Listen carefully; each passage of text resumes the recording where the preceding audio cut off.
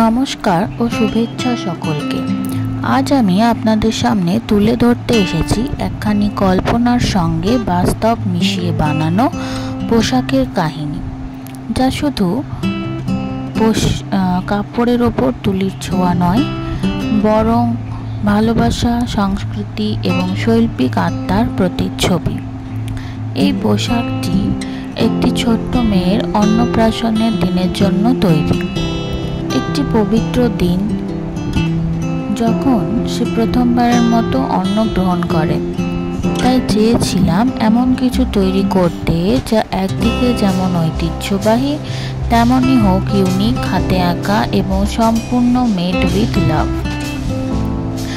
এই পুরো সেটটি ফেব্রিক রং দিয়ে পেইন্ট করা হয়েছে, কিন্তু শুধু রং নয়, এর পেছনে আছে একটি গভীর ভাবনা। আমি এই ডিজাইনে বাংলার লোকশিল্প, বিশেষ করে আলপনা ও কলকার মোটিভ ব্যবহার করেছি। এই মোটিভগুলি শুধু অলঙ্করণ নয়, এগুলি বাঙালি নারীর সৌন্দর্য, শুভ শক্তি এবং পবিত্রতার প্রতীক। এখন যেটি দেখছেন সেটি হচ্ছে ওড়নার ডিজাইন। ওড়নাটি একেবারে হালকা এবং সফট ফ্যাব্রিক।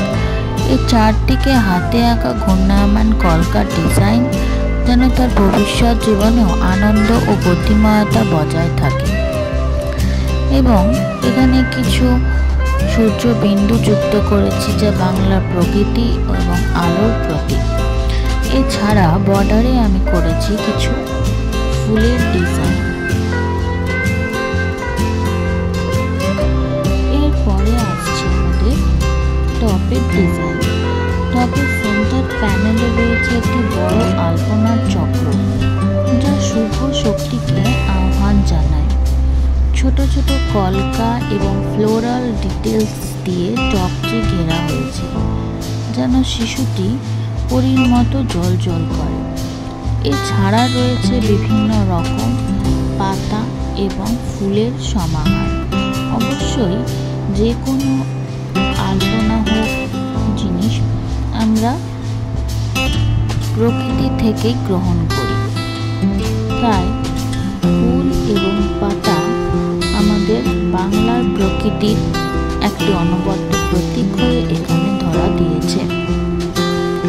পোশাকটি প্রতিটি অংশে আমি ব্যবহার করেছি non toxic child safe fabric রং। রঙের কন্ট্রাস্ট এমনভাবে বেছে নিয়েছি যাতে শিশুর কোমল ত্বকে কোনো রকম অস্বস্তি না হয়। এই কাজটি শুধু আর্ট নয়, এটি একটি অনুভব। একটি ছোট্ট শিশুকে তার জীবনের প্রথম উৎসবে এমন কিছু পরানো যা শুধু তাকে সাজাবে না, বরং আমাদের শিকড়ের সঙ্গে যুক্ত করবে। এই অনুভব থেকেই এসেছে এই ডিজাইন। এই পোশাক শুধু একদিনের জন্য নয়, এটি হয়ে থাকবে এক মেমোরি আর্টিফ্যাক্ট, যা মা পরে তার মেয়েকে দেখাতে পারবে। ধন্যবাদ সবাইকে এই যাত্রায় আমার সৃষ্টিকে সম্মান জানানোর জন্য। আমি আশাবাদী বাংলার এই শিল্পধারা আরও অনেকের মন ছুঁয়ে যাবে।